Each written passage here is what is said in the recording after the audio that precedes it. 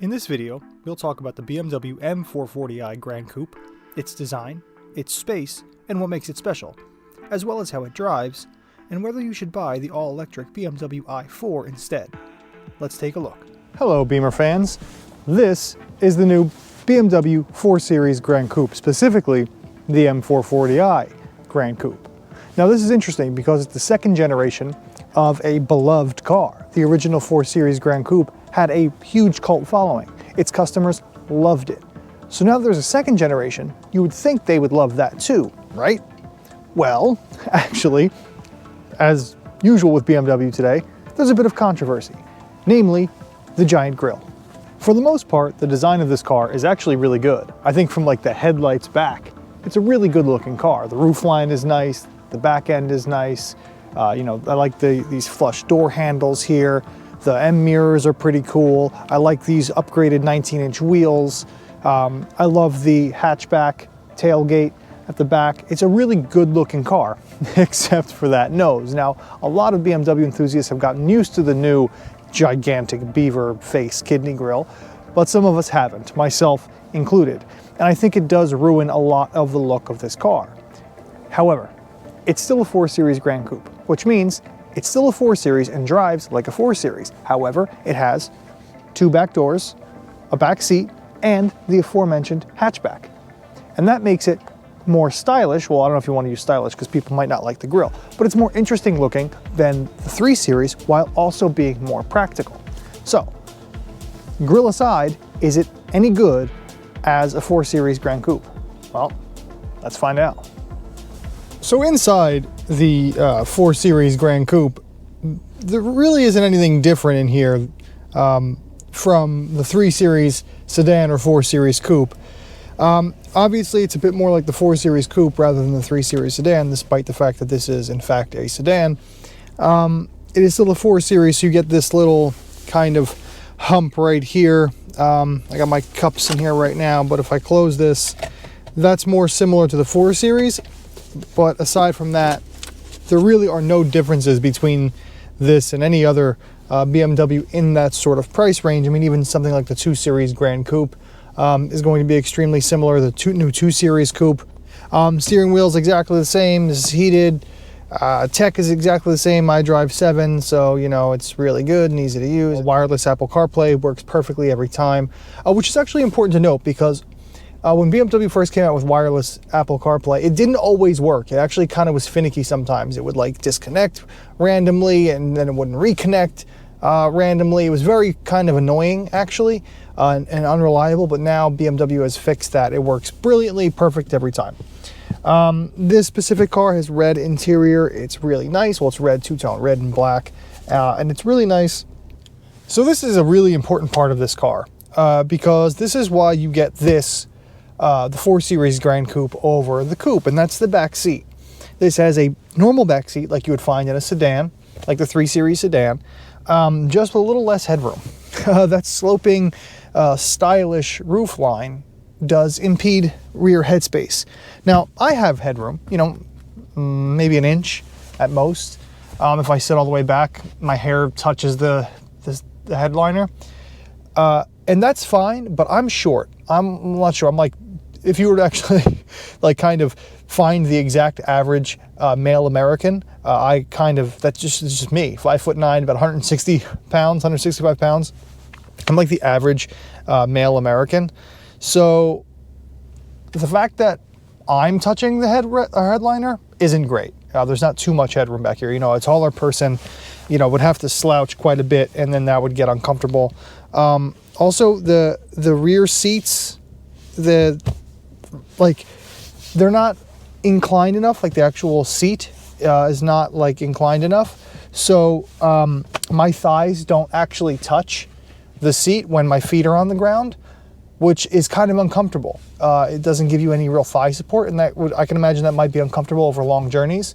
So it's not the most supportive of rear seats, and I don't have a ton of foot room. Like I can't stretch my legs out very far. That said, I have great knee room. I'm sitting behind myself, admittedly, and my seating position is rather close to the wheel because I'm, again, kind of small.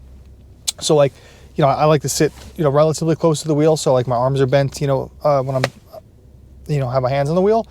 And So this is a close seating position. But that said, with it like that, I have plenty of knee room. Elbow room, great for 2 adults, not great for 3. I have a car seat back here, and I can just imagine what an adult would be like. You know, this car seat kind of maybe a little bit wider than this would be an adult, and I wouldn't want 3 adults back here. But 2 is just fine, and actually 2, you know, width-wise, shoulder room-wise would be great. You'd have plenty of space. You could, you know, drop this down and have some, you know, your cup holders, you know, your beverages, your refreshments, and then you have climate controls down here, 2 USB-C ports. And fitting a car seat was very simple. That was really easy and not a problem at all. If you have children, this is a fine car to be in. So what is this new BMW M440i Gran Coupe like to drive? Well, if you've driven a 4 Series coupe, it's a lot like that, which is no surprise. I mean, it is a 4 Series after all, so it should feel like a 4 Series coupe. Sorry about my bag sliding around in the back. That's what it feels like. It feels like a 4 Series coupe because it basically is one just with a slightly longer wheelbase, 2 more doors, and a back seat. Now, it looks a little bit different than the 4 Series coupe because it has, like, you know, like the flush door handles and all that stuff, but under the skin, they're basically the same. So what do we have up front? Typical B58 engine. So it's a 3-liter turbocharged straight 6, 382 horsepower, 369 pound-feet of torque, 8-speed ZF automatic, and all-wheel drive, standard. It is quick, obviously, because the M440i Coupe is quick. All B58 power BMWs are quick. But what I will say is that this car, a little bit more so than in the 4 Series Coupe, or at least from what I remember the 4 Series Coupe feeling like, this is a little bit heavier feeling. It kind of just feels slightly more Grand Touring-like, if that's a phrase. It doesn't feel like it wants to play. Now, admittedly, the Coupe doesn't really either, and I've said this for a while since it came out, that the M440i Coupe is a GT car. It's not a sports car. And that's fine. That's not an insult. That's actually, it's very good at that, so that's a positive. This car takes that a little bit further, I think, because it feels a little bit heavier. It feels a little bit bigger, and it feels less willing to play than that car. Now, again, I don't think that that's necessarily a bad thing, because that's sort of, I mean, if it's good at something, right, lean into it. You know, be great at something rather than try to blur a line and you know, fail at that. And it's a great GT car. It's long-legged. It's great to travel and cover vast distances in. It's quick in a straight line. It's very comfortable. It's a great car for, you know, get a few passengers in, and this is even better for that because it has back seats, so you can even get kids in there, and you'll go take a road trip. It's great for that. Its steering was also pretty numb. The weight actually changes, you know, like the steering weight changes as you increase steering lock. So as you add lock, you get a little bit of resistance through the steering wheel, which gives your brain a signal of what the front end is doing, even though you're not actually getting steering feel. It's like artificial steering feel, so to speak. The weight doesn't change with this enough. There's not a noticeable enough change as you add steering lock, so it feels very video gamey. And that's been a complaint of mine with a lot of recent BMWs. It is pretty quick though. It doesn't feel anywhere near as quick as the M240i I just drove, but it is bigger and it is heavier. And it's a lot smoother, and there's less NVH, so it kind of like, you know, ruins that sensation of speed a little bit. It kind of feels a little more artificial, if that's for lack of a better term. But as always, the engine is brilliant. It's lovely to use. It makes a good noise, as artificial as it may be. You know, it's crazy smooth. It makes power all over the place. It's a great engine. It's a brilliant engine. It's lovely to use in this. The 8-speed is, you know, brilliant as ever. I do recommend this car for someone who wants a GT car but needs 4 doors. It's quite handy actually for that, because the back seat is big enough for kids. So like if you have children and you want something you can take long road trips in quickly, this is a pretty good car for that. What's also nice about that the fact that this is like really leans into that GT feel is that it separates itself from the 3 Series. So the 3 Series is a great little sedan, and if this felt the same as that, there'd really be very little reason to spend the extra money on this car versus that, versus the M340i. But they feel very different. This definitely feels a little more neutered in terms of performance, and it's definitely more, it feels more comfortable and more premium a little bit.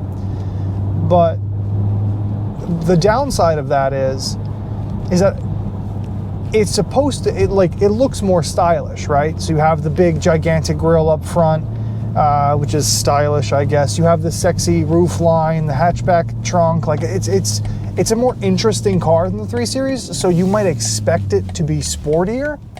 And so that might be frustrating for some customers. However, I think that this being a GT car is the right move. The 4 Series is a great GT car, so this should be a great GT car, and that separates itself from, the rest of the lineup in its own way. It's a little odd that it looks sportier than the 3 Series, and it's not. It's actually the opposite. But I think customers will get over that. And plus, honestly, it seems like customers want what this is more now anyway. They want a less engaging, less involving experience. They want something a little more comfortable and, a little more premium, and that's, what this gives them. So previous Gen 4 Series Gran Coupe customers really loved their cars. It had quite a bit of a cult following. The people that owned them, really only wanted to own those cars. They didn't want anything else, and they liked the fact that it was a little bit different than a 3 Series, despite the fact that they drove pretty much the same. This car, though, really separates itself from the 3 Series quite a bit. This isn't someone who wants a quirkier 3 Series. This is an entirely different thing. So I'm wondering if the same 4 Series Gran Coupe customers are going to like this car as much as they liked their previous car. Now, my guess is actually, they might even like this one more, because again, customers are more into that more isolated, more premium experience versus the 3 Series slightly sportier, firmer experience. So this car actually might be better for those same 4 Series Gran Coupe customers. My only curiosity is that how big of a market is there actually for this car? How many people are really going to buy this? And I guess the answer is enough, because enough people bought the previous gen to buy this one, or for this one to even be made. BMW clearly saw profit here, which is why this car exists. But I think the bigger problem with this car isn't the 3 Series or anything like that. It's actually the i4. So the BMW i4 is the all-electric version of this, and I literally can't think of any single reason why you would buy this one instead. Aside from range, maybe that's it, but I mean, the i4 has good enough range to really realistically be used as a daily driver, unless you're regularly taking 300-mile road trips. The i4 is every bit as fast, depending on the spec. Like the i4 M50 is actually significantly faster than this car, and not that much more expensive. And it's faster, it's quieter, it's better for the environment. It has the whole eco-friendly thing going on. If I'm in the market for a big, a relatively big, slightly sporty 4-door GT car from BMW, and I'm, looking at the 4 Series Gran Coupe, it's the i4. It has it all over this. So I don't know why you would buy this one specifically. The 4 Series Gran Coupe, I get. You want, a sedan the size of a 3 Series, but one that's a little more comfortable, a little more luxurious, a little more practical, a little more long-legged, something like that. I get that. But why the M440i and not the i4? The BMW M440i is a unique car in its own way. It's premium, practical, sporty enough, and could transition people into the fully electric BMW i4, which will then feel familiar to them. Let me know in the comments below if you would pick the BMW M440i or the i4 Electric. Thanks for watching, hit that like button, and please subscribe to our channel for more exclusive BMW videos.